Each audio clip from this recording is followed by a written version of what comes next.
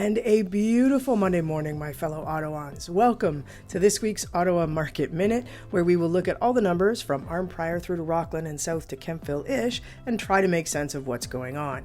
So I was away last week. My apologies. I was taking a 4-day canoe trip on the beautiful Spanish River with two of my granddaughters and my son-in-law. Highly recommend that trip.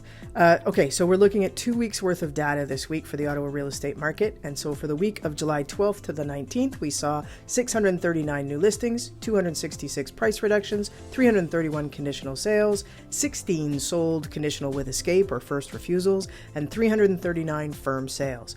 For this past week, the 19th to the 26th, we saw 551 new listings, 271 price reductions, 245 conditional sales, 16 sold conditional with escape or first refusals, and 333 firm sales. So what does all that mean?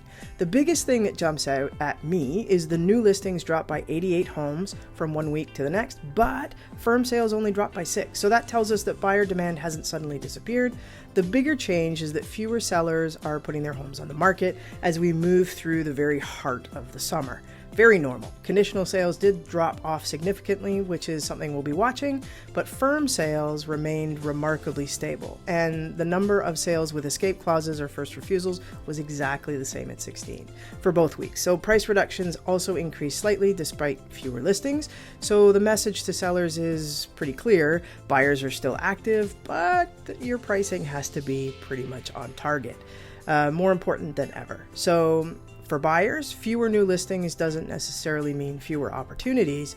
In a balanced market, the right property can still represent good value, especially when a seller has priced it realistically.